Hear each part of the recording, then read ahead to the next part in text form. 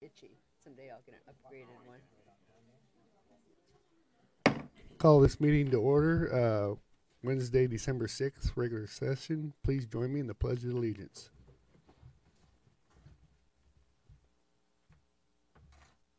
I pledge allegiance to the flag of the United States of America and to the republic for which it stands, one nation, under God, indivisible, with liberty and justice for all.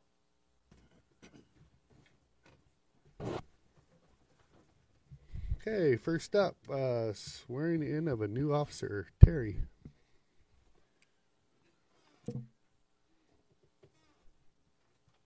Well, Mayor and Council, thank you for giving us this opportunity tonight to do this very special presentation. And I just want to start by talking for just a minute about I'm not sure the microphone. Do I need to move it up? Turn it on. That would help. Yes.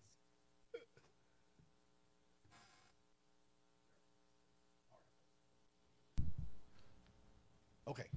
Anyway, I wanted to start by talking for just a minute about the frustrations that you know that we have all gone through in this profession in terms of recruiting and attracting qualified applicants to the law enforcement profession. It's always a difficult, it's a struggle. And rare is it that somebody will walk in the door and have all of the requisite qualifications and skills that we look for in a police officer.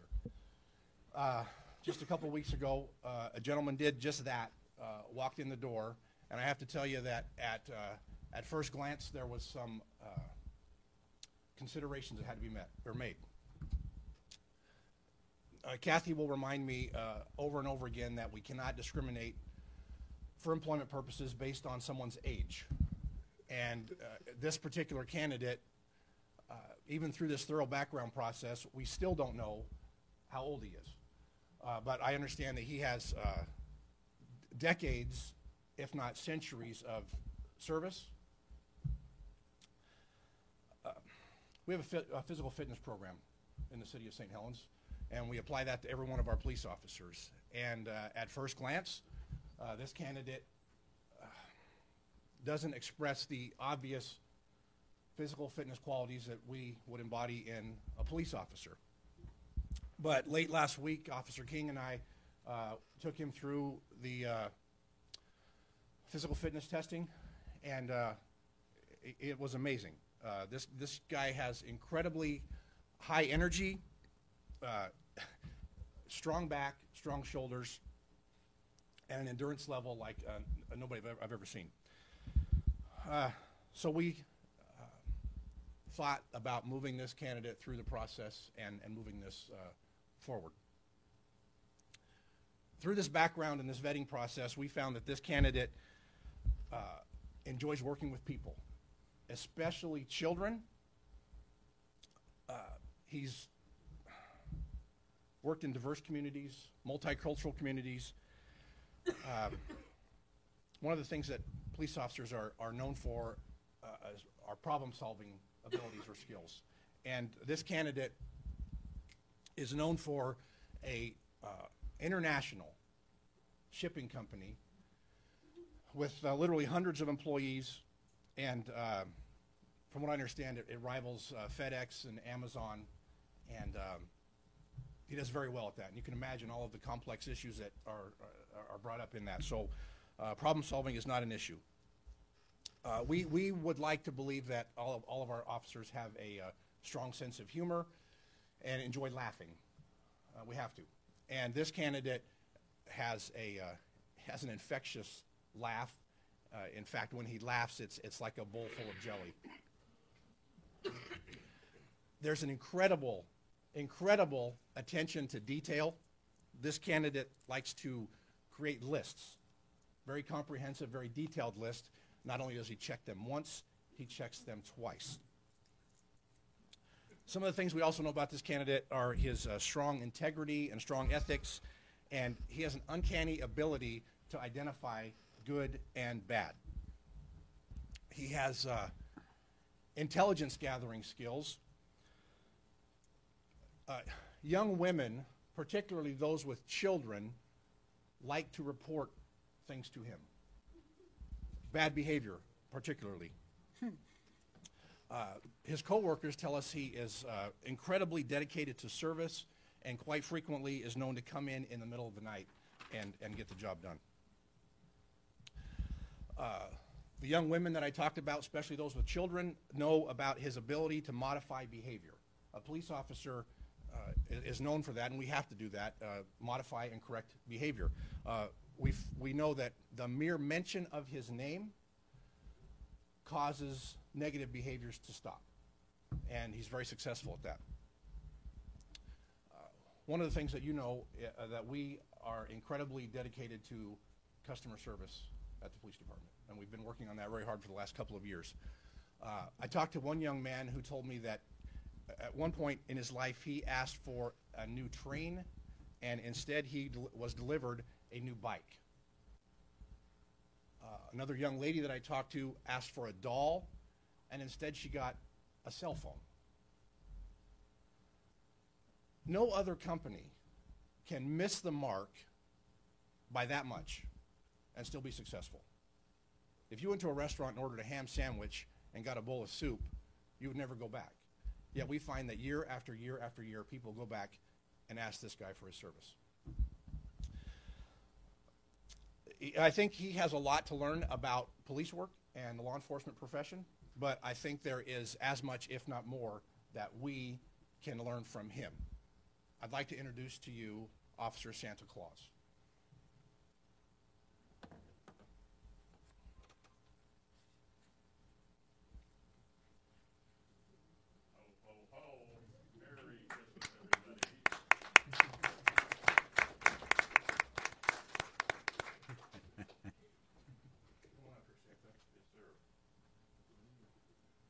So, come on this right over here.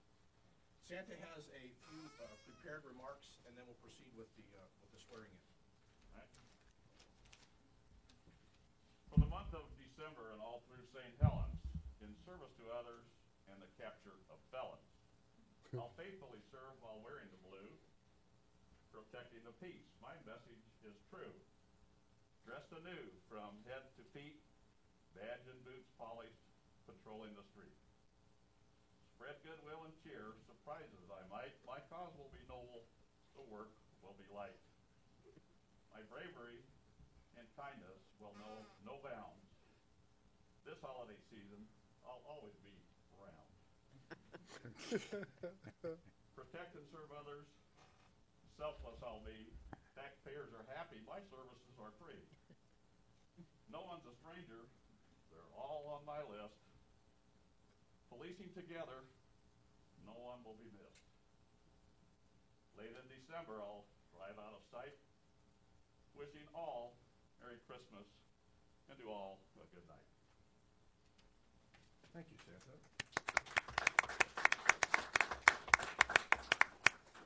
So, it's my privilege to perform the swearing in. So if you raise your right hand and repeat after me.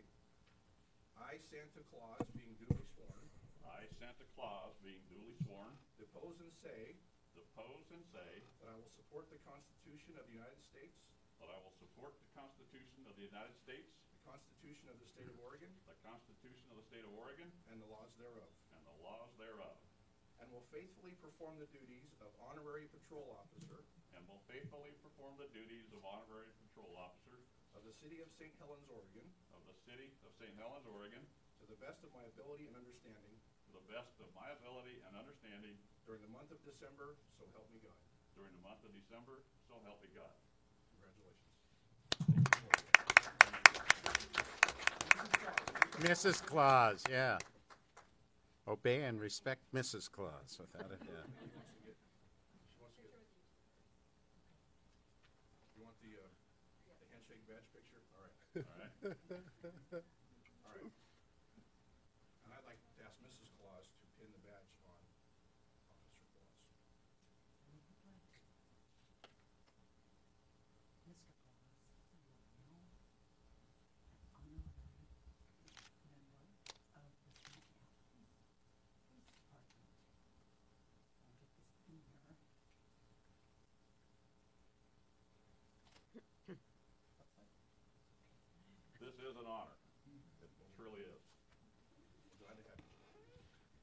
spirit of Christmas, Santa always has gifts. So, give a couple of kisses out to everybody. Officer Claus, welcome to the city of St. Helens. Mayor. Doug, Welcome. thank you. Congratulations. Kisses for you, thank you. Kisses for you too. All the way around here. What I got. Congratulations. Thank you, sir. Pass these around the audience as far as they'll go. Santa, if you join me up here. I have one more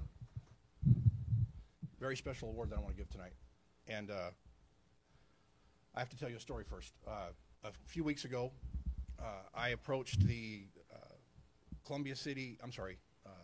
McBride and Lewis and Clark elementary schools and asked for help in creating our holiday Christmas card. Each and every year we send out cards, Melinda does, and I thought it would be appropriate to do something other than just order cards out of a box or buy cards in a box and send them out. Why don't we do something a little more creative? And so I challenged the third grade students at McBride and Lewis and Clark to draw up a card and create our Christmas card. And I was floored when we ended up with 90 submissions. 90 students submitted a piece for us to take a look at. And Melinda and I went through them and screened them down to a handful, and then we let the officers vote and pick the card that they wanted to send out this holiday season. And I think that with the artwork that's displayed around the room, it's pretty clear why this is the one. And nobody else had a blue Santa, and but she did. And I want to ask her to come forward and be recognized. Hovland Kennedy from Mrs. Luttrell's third grade class at McBride Elementary. Would you please come forward? So let's go over here to the middle. For you, I have this certificate that honors you or awards you the position of Officer of the Day. All right? I have a gift card from Bertucci's chocolate store. For you to boy. go buy something that you might want to keep for yourself or give to your mom. I'll leave it up to you. I'll hand that to you. And I have a St. Helens Police t-shirt and a challenge coin and a bracelet. Thank you very much for your work. It was really nice. Thank you.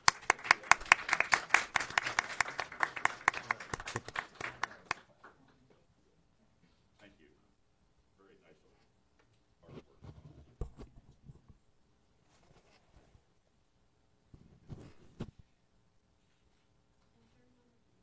Okay.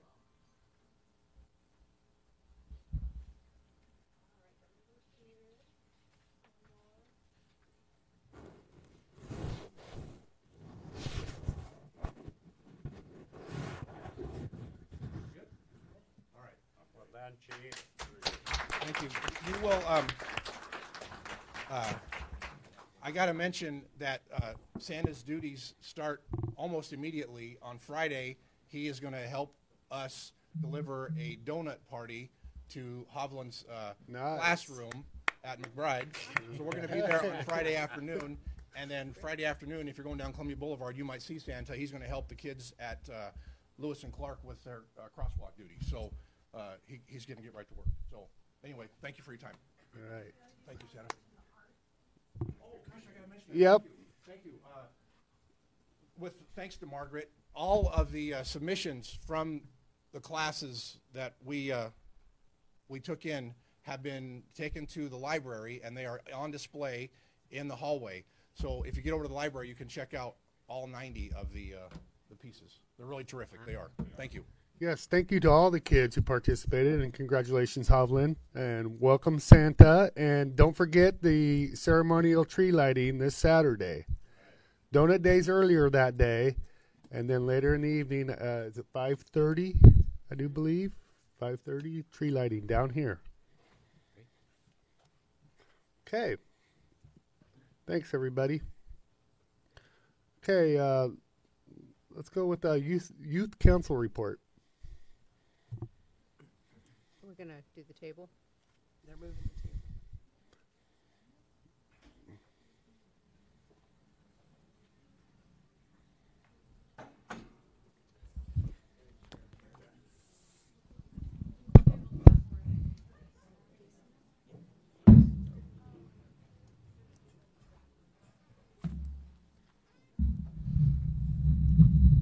Where?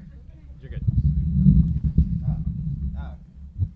No. No. Go ahead and face that way. I'm just. You had more. You're right. room. Oh, okay. I feel silly.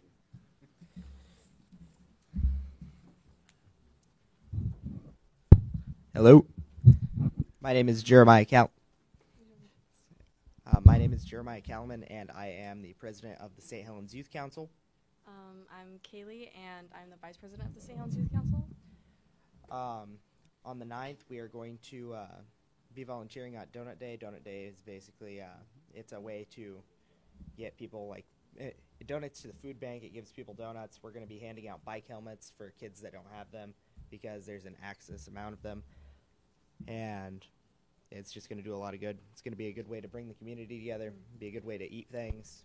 And also on the same day, we'll have a booth at the Toy and Joy Bazaar. We'll be selling reflectors. That's our project that we've had for the past few years now.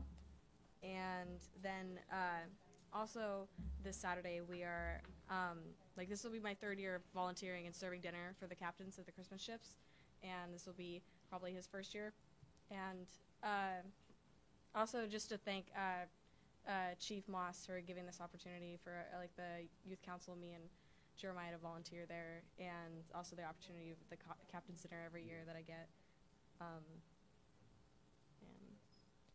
I'd like to thank the police department for trying to help us out and trying to bring the community together, trying to understand what the youth's opinions are on things, and try to make things better.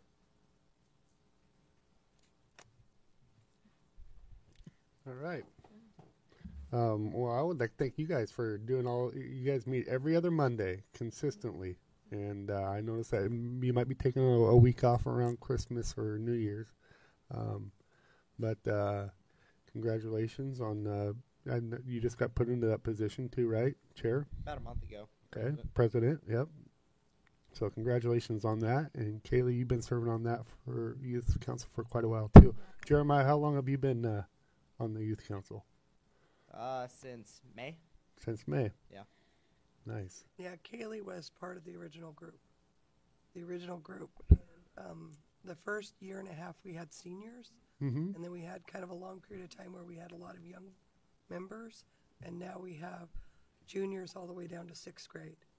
And so I thought it was appropriate that just by the way they voted, we ended up with 2 juniors for chair and vice chair. And I said it's appropriate for you guys to do the meeting because that's usually the most senior members come and give the report. That's right. Yep. And David is, he's our event person that came last time, and Jeremiah was unable to attend, so David came and filled in. And that's just kind of what we've talked about is why they have, everybody has a role to play. So no matter what happens, everybody's vested, and someone comes and makes a report. Someone picks up the ball and carries it. Yep. Thank you both for your participation and the rest of your group too for your community service. Yeah, for those of you who don't know out there in the audience, these guys do a lot of community service with no recognition, but we notice. We recognize you. Yeah, we notice, yeah. Unfortunately, David got to sit up here with us last time when he reported. So, if you're wanting to make a difference, if you're wanting to be of service, I know that these 2 youngsters here are getting something every time they go out and do service work. They are getting something in return that is indescribable, and until you become of service, and that's what these positions are, is service work, you won't truly understand it. But I encourage each and every one of you to be of service to your community, our community. So thank you very much. Thank you, thank you, thank you. We know a little about your makeup. Thank you for enlightening us. I was going to ask about that and about your makeup of the council. How many, what grades, and whatever. But Jenny shared that information. I'd like to know a bit about your stay with the youth council, and that will go throughout this year, probably through the summer. Can you enlighten our audience and us again about maybe some long-range projects that you might be looking at, or any kinds of things that kind of like are before you that you are anticipating in terms of projects? Do you have anything? So next year at Donut Day, we plan on having more of an impact there instead of just handing out helmets. I think we haven't discussed it, but I was thinking about maybe starting a booth. That would be another attraction to bring more people in.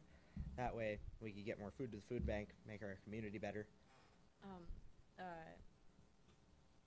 Like this winter, we're having a lot of booths at bazaars, like the local bazaars around here, that we're selling little reflectors, and we're just anticipating that. And we usually fundraise money because every October we have Halloween dance for teenagers, because usually if teenagers have nothing else to do, they're out doing stuff they probably shouldn't be, and it gives them a place to do something fun for Halloween. And that's usually what we fundraise for over the summer and with the bazaars. And in the summer we do we do the river cleanup and go. Great. Yeah, because it gets kind of gross, and then if everybody picks up a little bit of trash, then eventually it makes a big impact on the riverfront. Yeah, and last summer we sold cotton candy at 13 Nights, and we also, after 13 Nights was over, we did the trash, like in all the trash cans, took it all out and did that all summer. Those are great things. Thank you. Way to go. Way to go. That's just perfect. Appreciate that. Thank you. Yeah. Thanks for sharing that. Just by a show of hands, who's all on youth council out here in our audience? Those two. I just curious. I see some more youth out there. Candidates. More youth out there. Future candidates.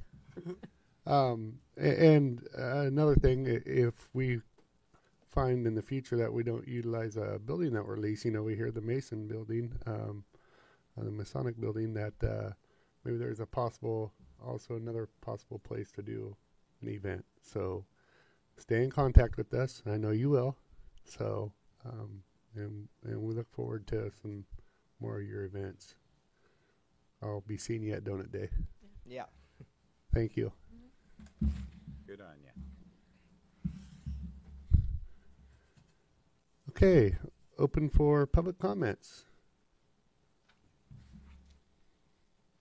You guys must be here for extra credit. Citizenship. Okay. They're here courtesy of Mr. Musin. Okay. They're music. Mr. Musin packs the house. Okay. Any public comment? Okay, I'm going to call up presentation by Steve Topaz on Cooperative Education Facility. Steve. Oh, they put back the chairs there. It's okay. You got it, Steve? I got it. Okay. Could I have the first slide? This is what we're going to talk about today. We're going to talk about a vocational system, if you would, a cooperative, and I'll get into in this talk why I'm talking about a cooperative. And what we want to do with this cooperative is vocationally train people, not so they can just do the job, so they can teach the job also. And because of this is not going to be a Me Too operation, we're going to turn out A-class people. And what we found industrially in the workplace is people smoking marijuana or other drugs can't cut it. And this is very well documented in the machine tool industry where everything's measured. The worst part of the people on drugs is they don't show up. And in the industrial world, that becomes critically important. And so we're going to really emphasize we're training high-level people that will be able to be instructors.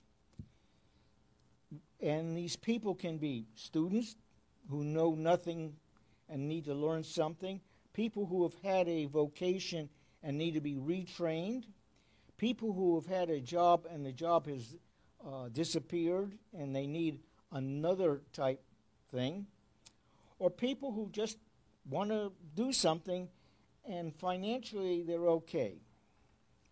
Okay, so we're going to run down some of these little things that we have to do. Now, one of the problems we have here in St. Helens is this town was founded pretty much in the timber industry. And we're going now, a lot of our problems literally will start in the 1800s. Most of the mills here were big, owned by somebody outside of town, mainly the companies. So there was never any headquarters here. None of the big plant owners lived here. And the other thing that came about because of this, the timber industry was a very financially successful operation. And they paid high wages. And the high wages brought around a couple of problems. If you didn't do as the boss said, you're gone. There were 3 guys who wanted your job anyway. The other thing that happened kind of affected the town in a strange way. We had an overly large ratio of males to females. Bachelor Flats Road is one of the examples. And a lot of the people came here to make a lot of money and leave. They were not planning to stay here. Much as the mills, when one company didn't need that mill, it got rid of it and somebody else bought it. So we haven't had what you call people invested in these mills in town. And one of the problems we have in this town right now is 40% of the single homes in this town are rentals. If you start throwing in the multi homes and the apartments, 65% of our population does not own a piece of St. Helens. It's not their town. They just are here. Well, when someone else owns a house over your head or your boss, in the South we used to use the word, you become yes'ems. You're not going to rock the boat.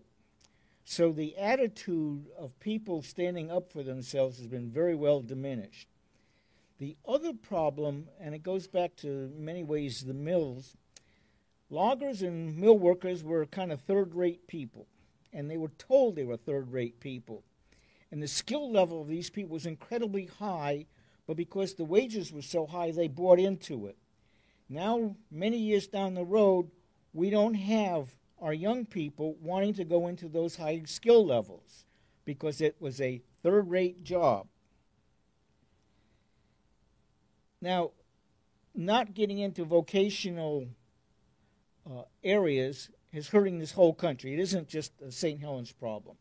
And there's all kinds of press about why we need trained, skilled people in almost any area. One of the problems St. Helens has is we have no other industry here. In fact, with the Armstrong leaving, we're really, really hurting. And I'll have to make a comment on the Armstrong business later. Now, one of the things to do is, as I say, start a vocational center here. And part of this vocational center is to make money. So what we're going to talk about is a money-making operation. The second part of the thing is to train people, as compared to we're just training people. No, we're trying to make money, and while making money, we're going to train people. And this is part of what we're going to have to do because our present state education guidelines and city education guidelines have aimed a large amount of our population in the wrong direction. And you say, well, we're going to do this, we'll have the state lay out a program. Well, the programs they've laid out failed. They don't have any money to help. I mean, they don't have enough money for themselves. Well, this is where the co-op system has a possibility of being a winner. We're bringing the money in. We, the co-op, are bringing the money in to do this. One of the places you need trained people comes from an apprenticeship program. And what that really says is I have a business, and I kind of know what I want to do when I have this program that trains people, and at the end of their training program, they're a certified apprentice. And a lot of these are what the company does, not some state certified thing. Well, strangely enough, in St. Helens, we have a kind of an apprenticeship program over at the high school. It's called the Small House Project. And the people that go through that, the union is told if you finish going through that program, we'll hire you at $19 an hour. So it doesn't sound like apprenticeship programs are bad news. Now, what do we need to do? I really don't know. We've got to put together people who need workers to form the co-op, and they will tell us what needs to be done.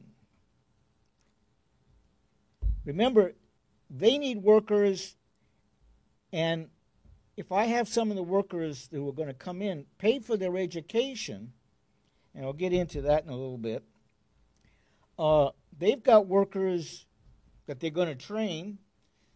They're making money, or the co-op is making money, and they have a place to work. Now, one of the things with a co-op, and this was seen in the Midwest, where a group of farmers got together and they needed grain elevators. Now, no single farmer could put up a grain elevator because a huge amount of equipment costs. But you put a co-op together and everybody chips in the beginning, you can do it. Could I have the next slide, please?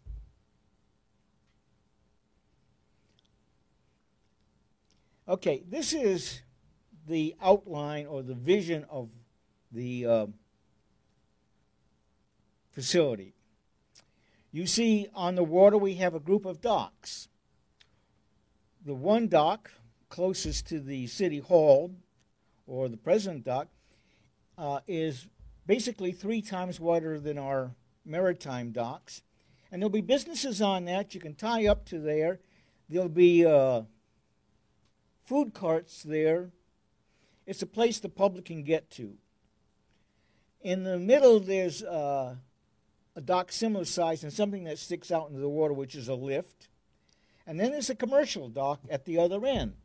Commercial dock is where you can get fuel, where you can tie your vessel up while it's worked on by people of the co-op. Since you're going to be there, you're going to rent space on the dock. That's part of the money-making thing. That gadget that sticks out is a lift. And obviously, to work on some vessels, you've got to get them out of the water, so that lift will do it. You're going to pay for that. That's an expensive thing. Now, the other thing you see here is a thin line. If you could read it, it says 2, which is halfway down the bank along the water. We want people walking along the waterfront. 1, so they go buy stuff or get onto the dock. And 2, they enjoy the water. And 3, they see what the co-op is doing. Now, you see a road above that. That really isn't a through traffic road. Since we're going to be moving vessels back and forth, we need a road for that type of equipment. But since it's limited, if you got your wheelchair or walk on it, you can use that road up there. We have the heavy road that's following the St. Helens, let's get people off Route 30 into town, on the other side of the facility. At the south end, where right now there's a concrete wall, they used to lift logs there, we have another type of lift called the sling lift. Then we have, well, one of the problems that is coming up with vessels, when you haul them out of the water, there's the Invasive Species Act. You've got to clean the thing up. So to do it in a certified way, you need to catch your toxic waste, your biologics, which is crap, and then you've got the fluids that came off of there, and you've got to contain those. So that becomes a containment facility. And we're going to now kind of wander over on the other side of Nob Hill. There's a little square way up on top, and that's the tank farm. Some of the tanks are where we put the toxic waste from the clean down. The others where the fuel tanks are for the fuel dock. Then we see a big space in the middle, which is where we use parking and put boats, vessels. We're thinking up to 100 foot, so we can handle most of the tugs and things and yachts on the Columbia River. To work on a vessel, it'd be nice if we had compressed air, power, water. So in that area, there'd be water. Now, since this is an educational facility, there will be classroom work. And the thing that you see as a curve is classrooms, auditoriums, the type of thing you need to, we'll say classroom, fetch you up. Now, some of the people from the co-op can use this, but so can the Coast Guard and the other agencies that need classrooms by the water. We can have a facility that rents out classroom space. Or if you're a company and want to demonstrate your equipment, part of that building is laboratories where you can demonstrate your equipment while you train people how to use it in the classroom. Now, we have another thing over here. We have a hotel. Obviously, some of these training courses are going to require more than a few days of training. You need a place to stay. It'd be nice if we had a reasonable place to stay close to the facility, so the students wouldn't have to hunt and peck where to go. But this is a co-op, so that hotel is run by a co-op member, which could be one of the present hotel owners here in St. Helens. Now, we also need a place to eat, so we have a restaurant. Again, it's a co-op. Now, I think it's Oregon Hospitality is giving grants to train hospitality workers because they do not have enough workers for running hotels. So there is another money stream, plus it gives us a hotel. Now, on top of Nob Hill, we have a restaurant. This is a high-grade restaurant. You know, when you drive up the Valet Park Shoe, it's a great overview, but it's the type of facility we need to have people who want to show off their equipment or their vessels where they want to eat. The place down the bottom is where the rest of us eat. The other big area on Nob Hill, we should turn into a green amphitheater and use that space as a money-making venue for entertainment. Okay. Now, right next to us, over there in Scappoose, we're trying to build the Olmec Park. And it'd be a good idea if we were connected with the Olmec Park. It would be a good idea if we could talk to somebody. We've spent 2 weeks trying to talk to a person. We haven't made any inroads in that. We've been given a number of names, and they don't return phone calls. We've talked to some people face-to-face, and they don't know. OMEC was supposed to be in operation the first quarter of 2017. Well, they didn't make that. Okay. How is this thing going to be organized? Well, don't know.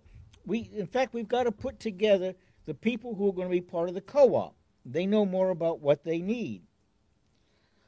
The one thing, since this is going to be an educational facility or operation, one of the members of that organization should be from the school board here. There should be a city representative, and I would suggest no city councilman. A representative free of the political entanglements that the council would give.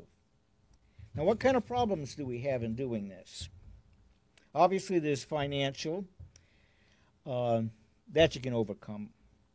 But then we have the state and local ordinances and political policies.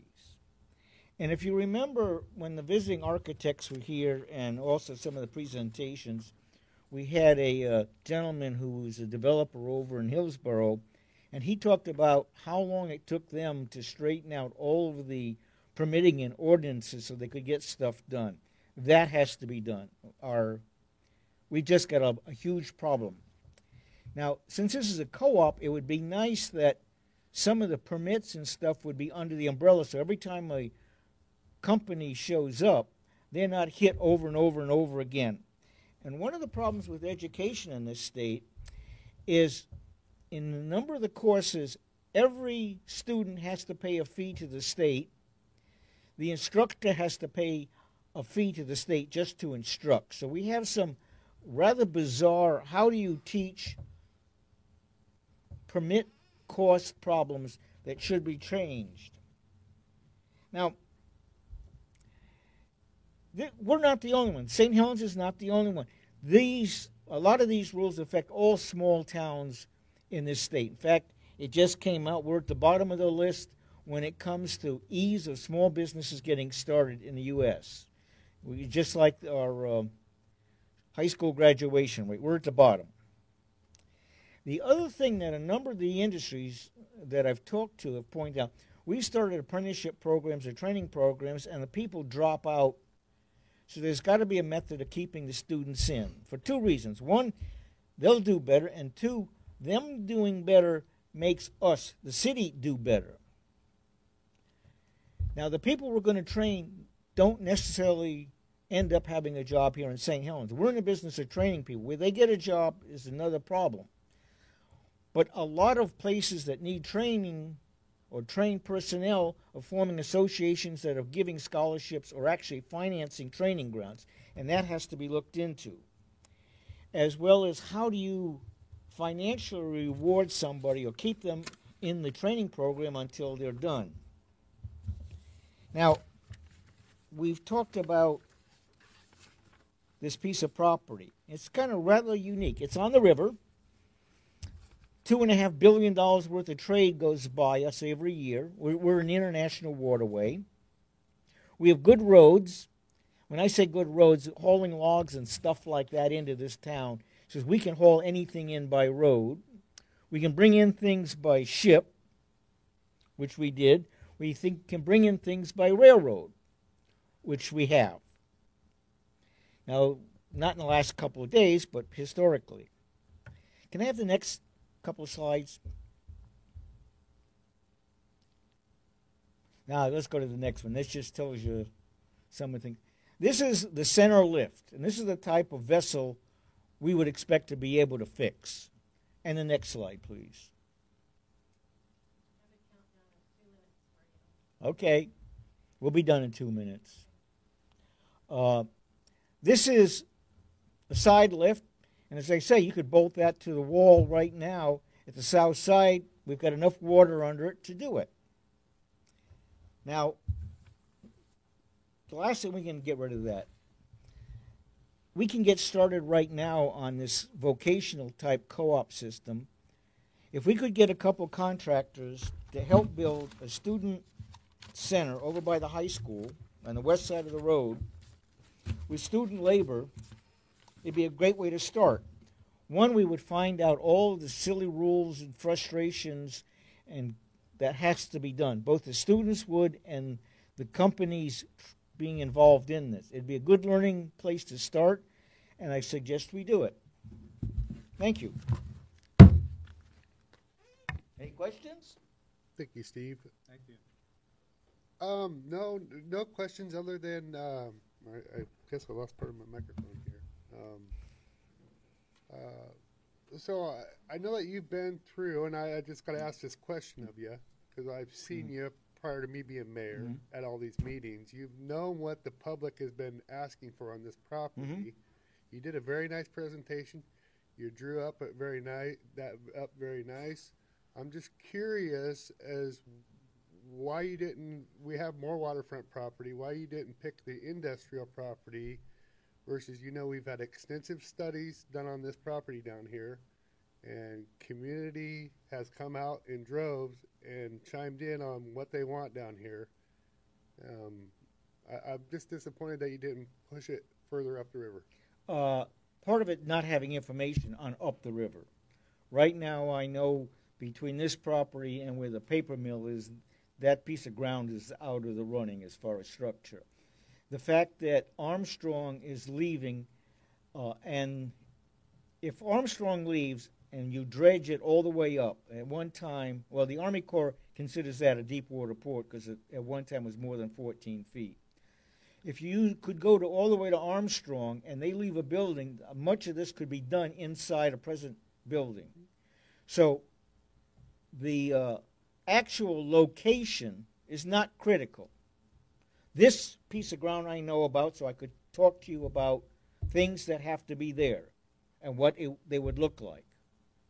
Obviously, the lift system, there's a number of places almost have graded ramps that you could lay track in rather than a lift system.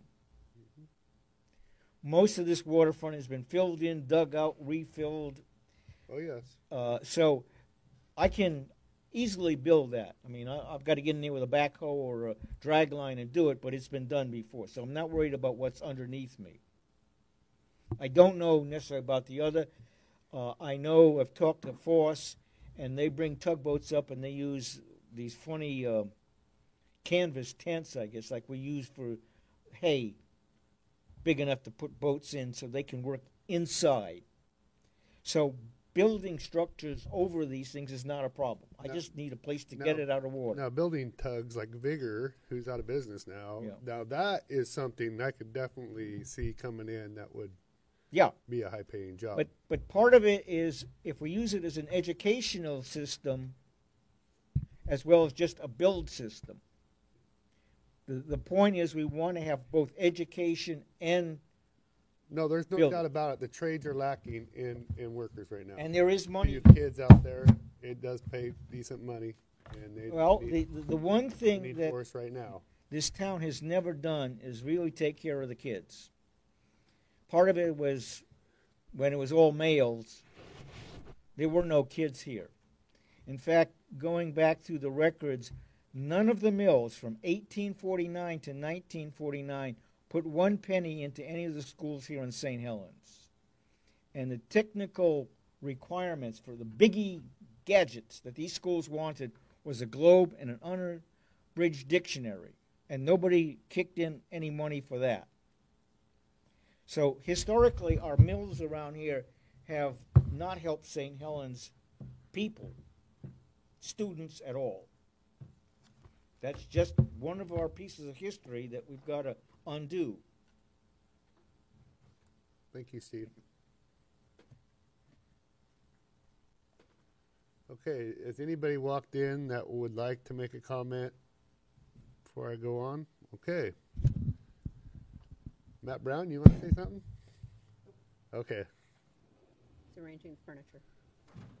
Okay, resolution number 1805, a resolution of the City of St. Helens authorizing extended enterprise zone benefits for a 4th and 5th year to Premier Jets located in South Columbia County Enterprise Zone.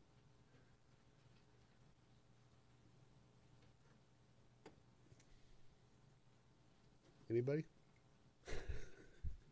You guys gonna leave me hanging, everybody? Move we adopt resolution 1805. Second. Okay. Motion's been made and seconded to approve resolution number 1805. All in favor? Aye. Aye. Opposed? Hearing none. Resolution number 1806, a resolution to adopt financial policies for the City of St. Helens, superseding resolution number 1592. I move that we adopt resolution number 1806. Second. Okay, motion's been made and seconded to adopt resolution 1806. All in favor? Aye. Aye. Opposed? Hearing none. Resolution 1807, a resolution to set 2018 city public meetings and holiday closure schedule for the City of St. Helens Council, boards, and commissions. Move we adopt resolution 1807. Second. Okay, motion's been made and seconded to approve resolution 1807. All in favor? Aye. Opposed? Hearing none. Approve and authorize for signature. A, agreement with Polly Rogers and Company, PC, for auditor services. B, contract payments. I move we authorize for signature and approve items 7A and B as read. Second. Okay, a motion's been made and seconded to approve 7A and B. All in favor? Aye. Aye. Opposed? Hearing none. Appointments to city boards and commissions. I know that we talked about this last time, that we had somebody at the last meeting that needed to be appointed. I think I thought we did, didn't we? We did, there was a conversation about parks. Yes. That somebody, I don't think, I was thinking it was somebody with the With the library, with the arts and cultural. but if there's not, then there isn't anybody right now. where is it? Yeah, we need to check out on parks because Phil Roddy passed away, Yeah. and And- I think that seat is vacant at this point. And there's a couple of applicants, and the commission is supposed to be interviewing Okay. for. So I know the old mayor Peterson had Mike for the budget committee, and Mike is not going to be running. Right. So is that my appointment in that position? Yes. So I need to try to find somebody to fill that. Yes. Okay.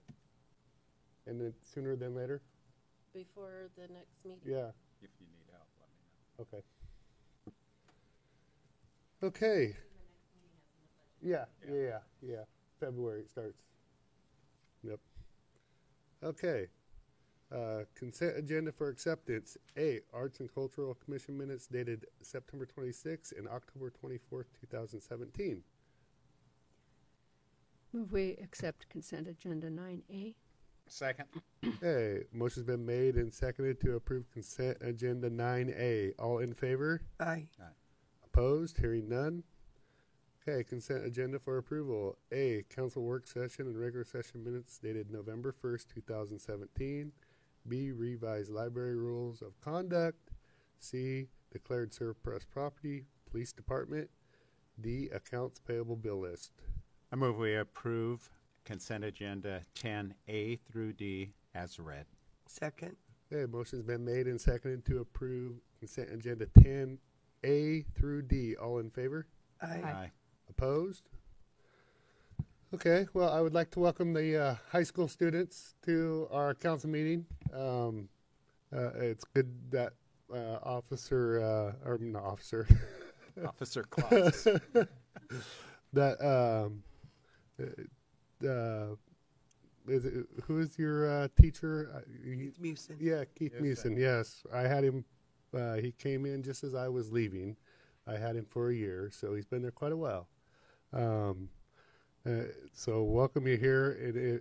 I'm serious. If you guys really want to make a difference and learn how boards work, the youth council does run just like any other board or what we do up here, and it's a good way to get started, and you can make a difference. So I want to welcome you guys. Just a reminder that the tree lighting is happening this Saturday, and the Christmas ship Saturday night, earlier that day. How early is Donut Day start? 7 a.m. Okay, bright and early. 7 a.m. And we'll be able to see Officer Claus there. Okay, all right. That's all I have to report on. Council President Morton? Well said, and I like the encouragement of the students to participate, and hey, I'll open it up right now. If you know anyone 4 years who wants to serve on the Parks Commission, tell them to apply. Okay, and the Parks Commission meets once every 2 months, and what the Parks Commission does is they advise the council on their vision of what direction parks should go. So they do a lot of things. They focus on reporting on individual parks and what their needs are, their specific needs. But basically they look at plans and directions for our park system and then advise the council. And from their advice, we listen to that and talk about it, make decisions, and usually go with it. So there's that. There's also the Arts and Cultural Commission, and we have the library committee as well. There's so many. There's so many things that age is not a barrier. Just totally is not a barrier. So know that.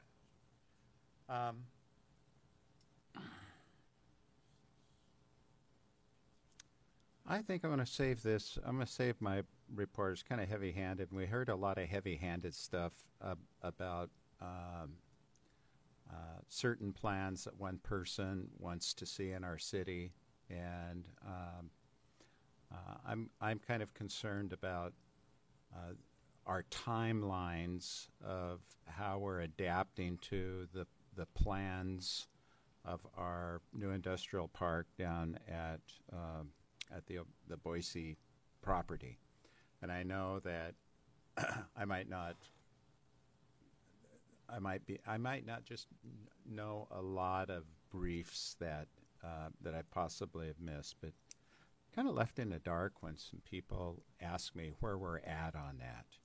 And I think it's important that we spend some time. Yeah, and I think we all are we're just kind of up in the air waiting on this power issues Power issue, and then and surveys and those kinds of things that we might, and trying to figure out who's going to do the planning on that park, those kinds of things. We need to talk about that. So maybe we can spend some time. And I don't know, John, would this be something that we would need to talk about in a closed session, or is it something that we can talk about openly and without getting into real estate issues or those kinds of things? There's certainly, if you're, Yeah, he's asking you. that's not a rhetorical. There are certainly elements of this master planning and site development that would be brought open and welcome public input on, but that when you're dealing one-on-one with potential businesses and things, some of those negotiations would be closed session until they're either out of confidentiality or otherwise, just contract details. We'd want to keep those a little close to the vest first. Okay. All right. Well, hopefully, possibly in our next session, or at least the one at 1st of January, I'd like to see some kind of timelines and maybe talk about who that person is going to be and who we might hire to plan out our industrial park. I mean, I think that's important. I mean, we all kind of like have our own way of thinking. Of course, Mr. Topaz comes in and he has his own way of thinking. A lot of people have their own way of thinking, and the sooner we get it and get down some kind of timelines. And we heard Chuck Daugherty today kind of challenge us with making certain that the site prep is ready to show, ready to go. So there is a lot of that's happening. And I was kind of, and I don't know how Susan felt or you felt when Chuck gave his report at the county city meeting, but I felt that we were kind of pointed out as not doing our due diligence with that property down there in front of the rest of the county cities and whatever. I didn't feel good about what he said, because I felt good about what he said to us today. But when he takes it to Betsy Johnson and our representation throughout the state that we're sitting there doing nothing, and you've got good property to show and sell, it didn't feel good. And that's why I'm speaking out now. A bit. I really need to. I think that, so to clarify for you, I think he was unprepared when I told him that we are actually moving forward on that property, because we have been discussing it for quite some time, and it's always been on the forefront of our mind about cleaning up the property since I've been here and getting going on that. That's 165 acres. I mean, like he said, it's highly desirable. A lot of people keep wanting to, Did you feel the same way I did? I sit there and I go, why are you saying this in front Well, of I think it was just plopped on to him, and he didn't have much to report on us, and he grasped that and ran with that. Oh, it's a To be honest with you, I think that's what it was. But it's something I think we can be reassuring to the public about we are working on. Yeah. It just, some things take a little bit longer to sort out. Okay, that's it. I don't That's think my rant. I really don't think you have much for us, Doug. I mean, seriously, I don't. And when I gave him that right before the dinner, I mean, you showed up just 5 minutes after I did, Yeah. and I just talked to him. So Well, here's the thing. The city of St. Helens, financially, was the first one in on this CCET, the Columbia County Economic Team. We divvied up $15,000. Scappoose did $5,000, and we've continued to do that. So here again, it's the same thing as PCC. What are we getting from the CCET, and what is Scappoose getting from CCET? That's like this. Yep. And we've been there from the get-go, and so we need his help. We need his inspiration and some good words from him, I think. And maybe we need to keep him better appraised of what we're doing, or apprised of what we're doing. Could be. That might be. Could be. well, Anyway. those are good points, Doug. I'm glad you brought them up. Thank you. Yep. Councillor Khan. I would like to second Councillor Morton's invitation to the youth to join our advisory committees. We do have a lot of committees. You might be able to find something you're really interested in, and that is a good step to prepare yourself to run for this office. And we're going to need people to run for this office in the future. We need your ideas and your thoughts, and please participate. That's all. And sometimes it can be really fun. You bicker over the little tiny things for sometimes like 45 minutes. You walk out, or you look at each other and go, God, this is just going on forever. And it continues to go. Councillor Carlson? Maybe not all of the council knows, and probably certainly not the kids don't know, but Mr. Mewson and Councillor Locke started the youth council 4 years ago. Yeah. It was their idea that in order to remain vital as a community, that the youth should have a voice in this room. And, and it wasn't about the typical things. I mean, the kids have brought up that the number 2 issues that they have is the kids they grew up with don't make it to the finish line with them. They don't want to leave anybody behind. They don't want their friends to drop out. They don't want their friends to not succeed. And they expect us to help them make that goal. They talk about national issues. They talk about net neutrality. They talk about the safety and the future of our planet.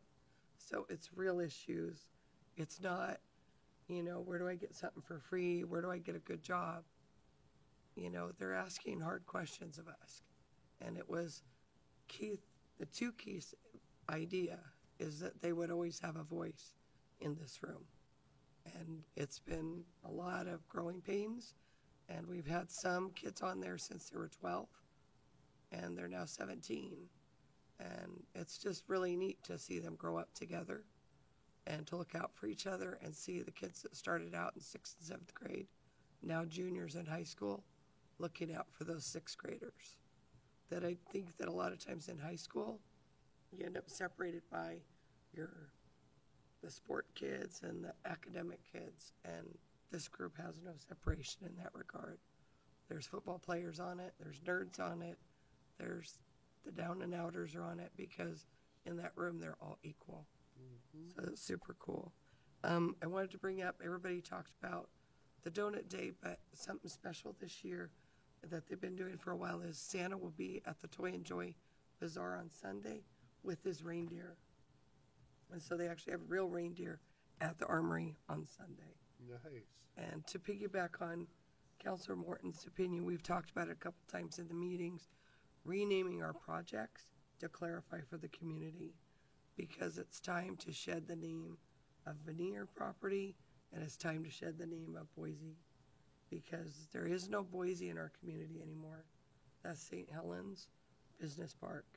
And we need to come up, and maybe that needs to start the conversation to where our community will know when we say there's a development coming to the business park, it's not going to be on the waterfront. Yeah. And when it's the waterfront, it's the waterfront. We need to name them so it's one voice, one image. It helps our newspapers know how to be accurate and be conclusive and to connect the dots. Are you making a motion that we get a sign design drawn I'd like up? to, just piggybacking on what Doug had opened, we've kicked it around for a while, and I think it will help staff have a direction and a vision. Are you making a motion to get a sign Can we move design forward? I would like to ask drawn the up? mayor to instruct staff to move forward on coming up with an overview view and beginning the process. I think that's a good New Year's resolution too, to move forward in that direction, working with the county, working with Doug or Chuck, and really, what do we need to do to be ready?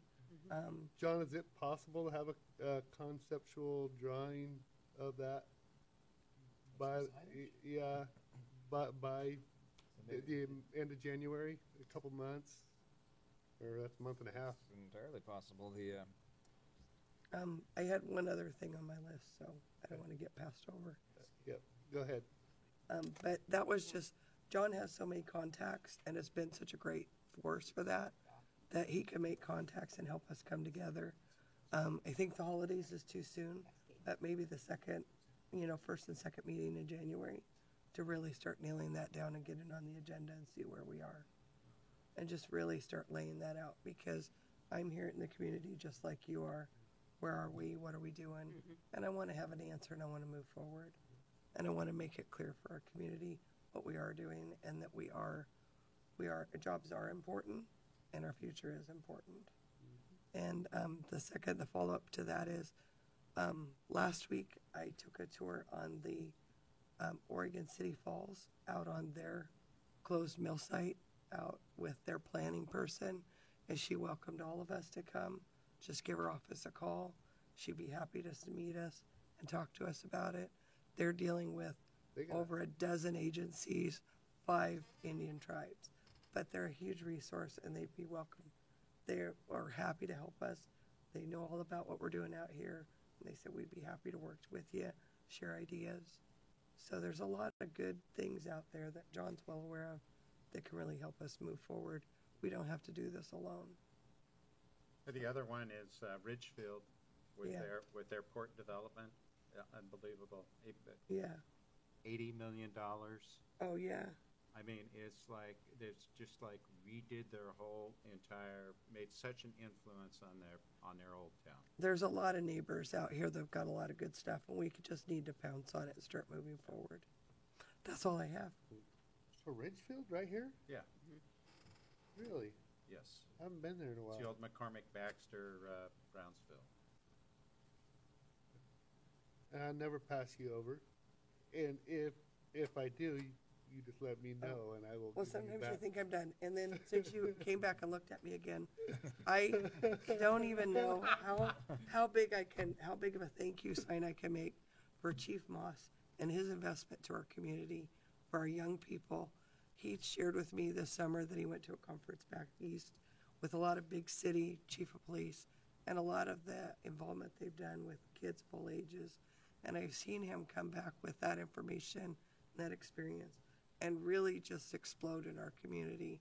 And I don't think he gets all the attention and all the celebrations that, we may not be, there may not be a Statue of Liberty out there, but he's doing everything he can with the force he has to make this a wonderful, safe community for our kids and for our young adults. And I just really appreciate his attitude. He brought Officer Coy to our meeting, and the kids after you left just were talking away to him, and he's just so close to their age that they really appreciated that connection. They just wanted to thank you again because you had left earlier. Good That's all. Thanks, Council. Now I really am done. Okay. I wasn't here earlier, so I had it built up. Okay, department reports. Terry. Well, thank you for the comments. Jamin Coy is he's a terrific officer, and I think that, as you pointed out, he relates well to young people. He's not that far away from being their age. So when we talked about having representation at the Youth Council, I couldn't think of a better guy than him. So I'm glad that to hear that all went well and you guys had a great meeting. So thank you for that. Earlier today, Susan brought up CIT training, crisis intervention team training. We've been doing it now for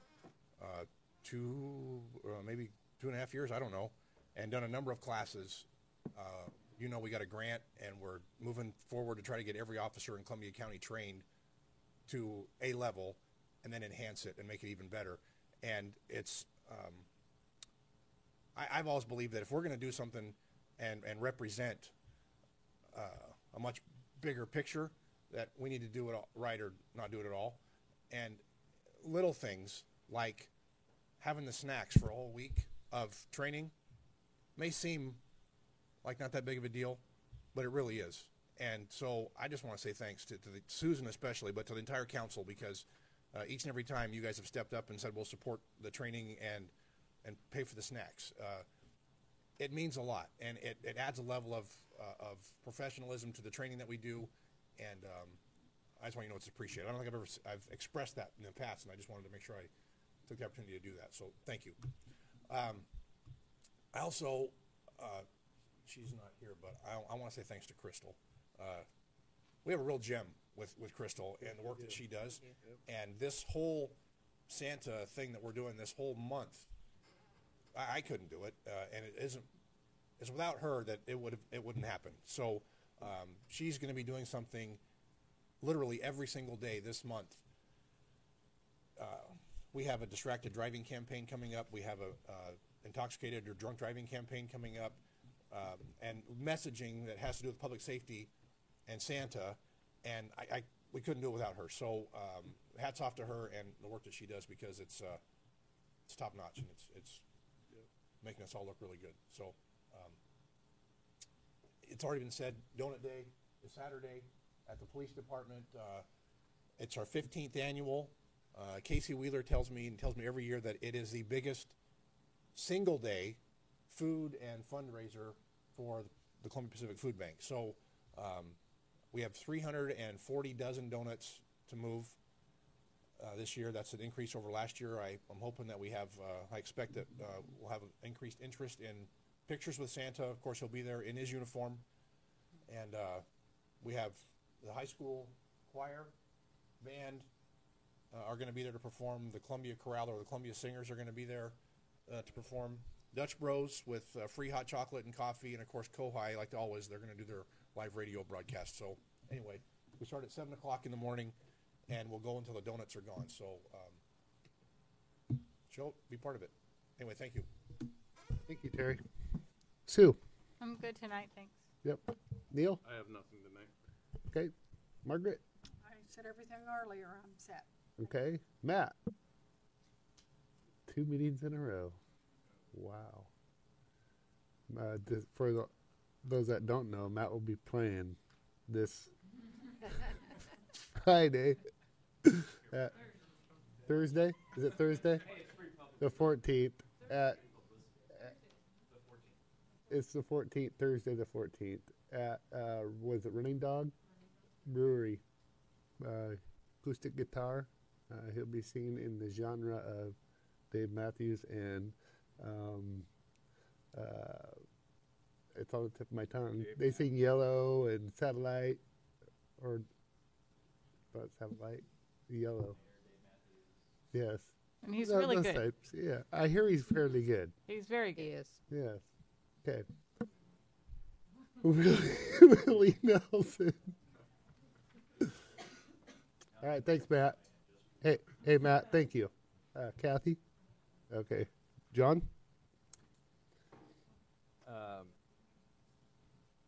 So the activities here earlier are really fun. That was great, and it's such a good value and to the community, and it just makes doing this fun. Yeah, it does.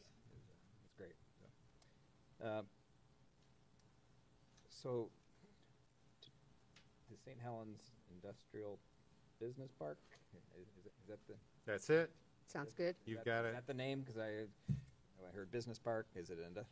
I mean, for me, it Do we can need to be, debate that? it can all be part of the same conversation. Okay. We just need to shed Okay. the name of companies that are no longer in our community. I completely agree. And the survey work that there has been a lot of work happening kind of behind the scenes as far as Right, but master planning and a cleaning new the site sign up. and some landscaping will Roofing tell building, people yeah. we're open. Yeah, the business part of that it gives us a bit more latitude, and I think it's a good thing. St. Helens Industrial Business Park sounds really good. Or business and industrial park. However you want to do it. Yep. Okay.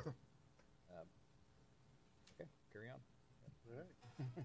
That's it? That's all I had. Yeah. Okay.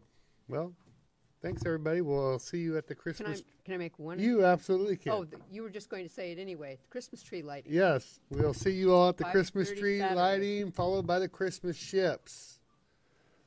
Is We there are- a bonfire this year? Is there a bonfire this year? When we talked about it a month ago, there was going to be a bonfire. There was a bonfire the last 2 years. And we usually put out the fire barrels out there. Are we doing that Yeah, this we year? have warming barrels. It's supposed to be flipping cold. Yeah, I mean, I just thought before it's 39 degrees or 22 degrees that night, and everybody goes, "Where's the fire like last Yeah, year?" that's what I was going to say. Do we have any wood material? Ow. Is it something?